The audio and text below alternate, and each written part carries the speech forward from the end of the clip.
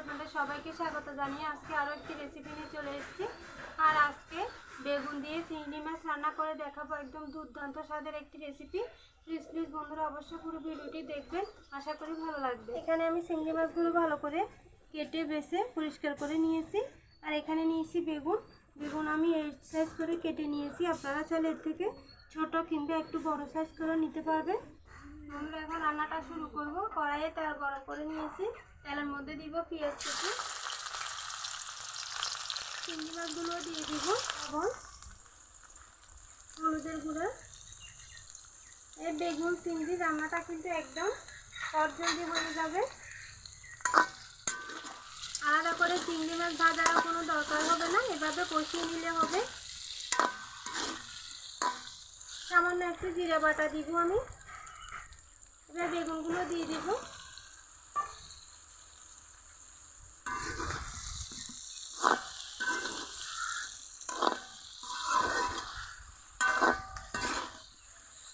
আর বেগুনও কিন্তু খুব নরম সবজি, খুব তাড়াতাড়ি সিদ্ধ হয়ে যাবে। দিব মরিচের গুঁড়া,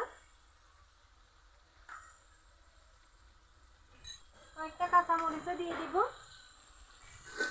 এবার কিছুক্ষণ কষিয়ে নিব।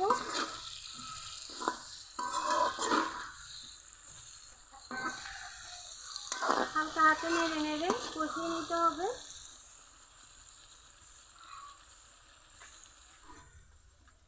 বন্ধুরা আমি 3-4 মিনিটের মতো কষিয়ে নিয়েছি। এখন জল দিয়ে দিব। একদম অল্প করে জল দিতে হবে। পাতা কুচিও দিয়ে দিব।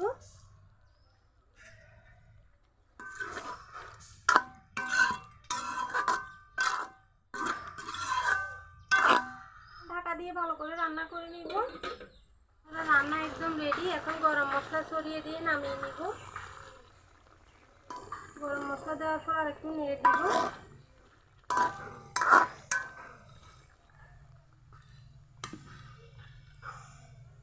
কত সুন্দর কালার হয়েছে, আর গরম মশলার কিন্তু দারুণ সুগন্ধ বেরোচ্ছে।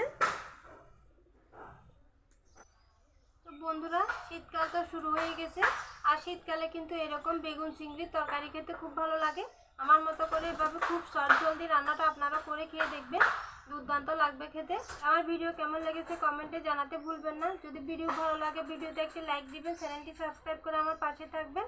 আজকে এই পর্যন্ত। সবাই ভালো থাকবেন, সুস্থ থাকবেন, সাবধানে থাকবেন। দেখা হবে অন্যদিন নতুন আরও একটি রেসিপি নিয়ে।